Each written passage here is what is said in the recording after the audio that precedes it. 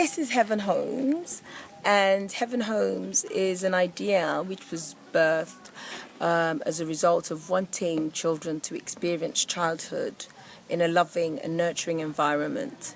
And what we've done is look at the key to developing and encouraging childhood play, learning, nurturing and home life. And so in devising our model, we created single family homes, bungalows, like pretty much like this one. And within each home, we have a maximum of 14 children, each having their own beds and one house parent. And the house parent's there permanently, apart from when they go on weekends away home to their other families, really pretty much to encourage attachment between the primary caregiver and the children. So, and that encourages a more healthy development for the children. We also discourage the word orphans or using the word orphanage, because we absolutely believe that these children have really transcended from their past. That was their past. They lost their parents, but with us here as one family, we are the parents now for the children, and these children have a parent in the form of God, and we want to encourage them to model that, and also to have that inculcated in their thinking, in their behavior, so they're not stigmatized long term and they're not stigmatized in the future. So Heaven Homes really is just a place where you experience heaven on earth, and we're proud to say that with partners and friends and community working together, we've been able to achieve that. We have a primary school which is also incorporated into the program, but the primary school is built away from where the homes are to sort of reinforce that home school life, which is away from the home setting.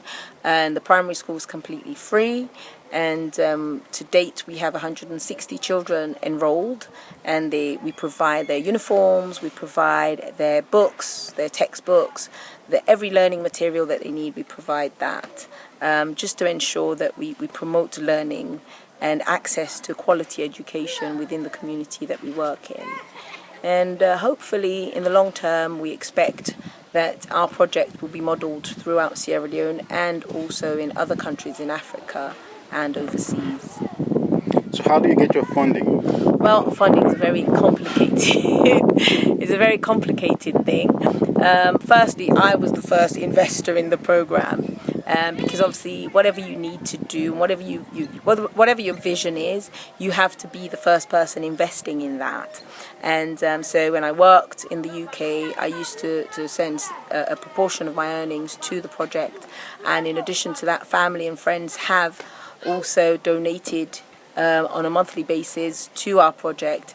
And we were fortunate to have a celebrity who fundraised for us not too long ago, and that's helped sustain our project work. We also This wonderful person is, and he is a wonderful person. Besides you. Right, okay.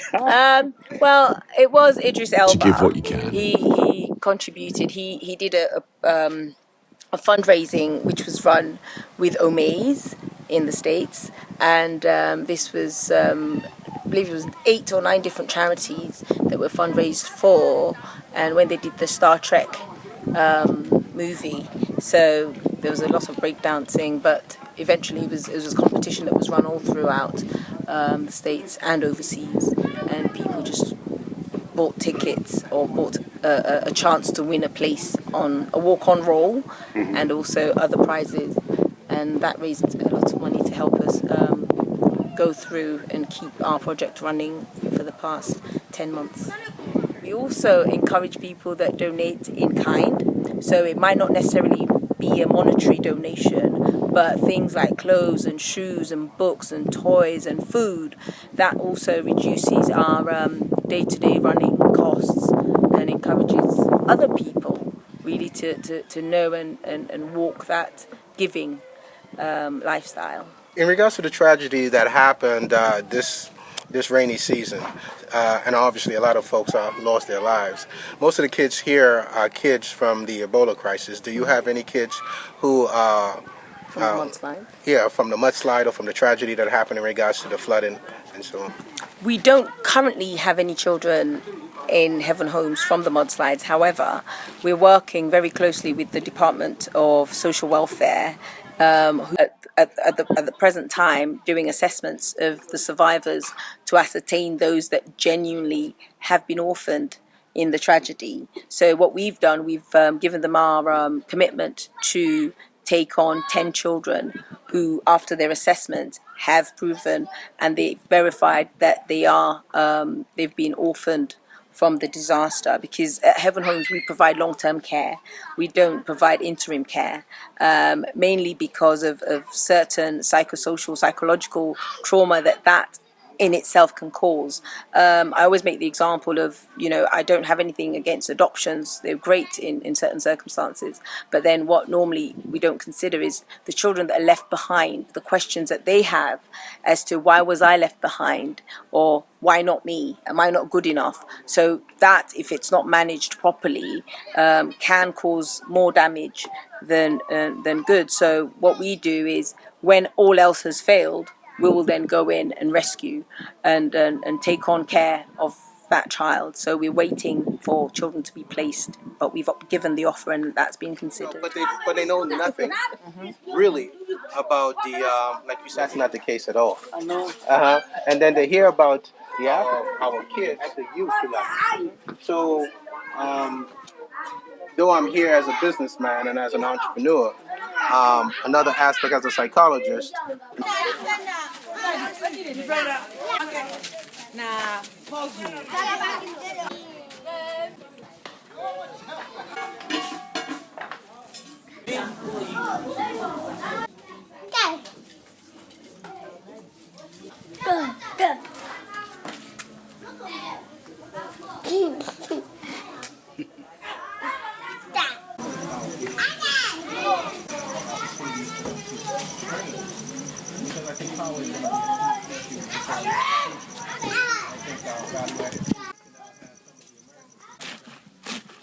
He gets to go, he has to stop. So if you tag him right here, then the line comes here.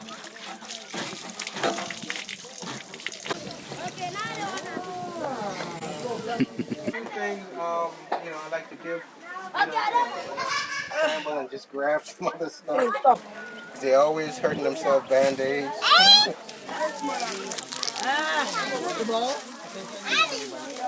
Alright, let's see. And we know cricket. Come on.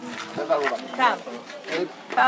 Now, are you here or in England? For me, I was from a Muslim background and I became born again when I was in England. And I understood the essence of belonging to something and someone greater than yourself, and to serve in that capacity. You ready?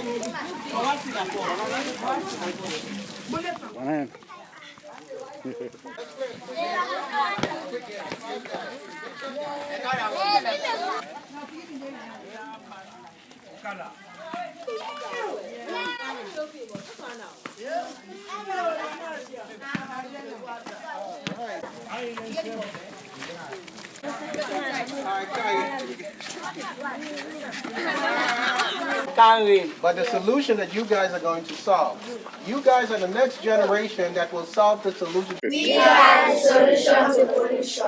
Okay, now why are you saying that? Okay, well, you're saying that if you understand that you live in a beautiful, beautiful country, and when you look around right now, you're seeing a lot of green trees. However, what you may not know is hundreds of miles away from here, a lot of trees are being cut down, right? And a lot of trees are cut down to convert to charcoal, right? And a lot of people use the charcoal to cook with. But what we believe in is that by the time you guys are older, possibly my age, that is going to cause an environmental challenge to Sierra Leone.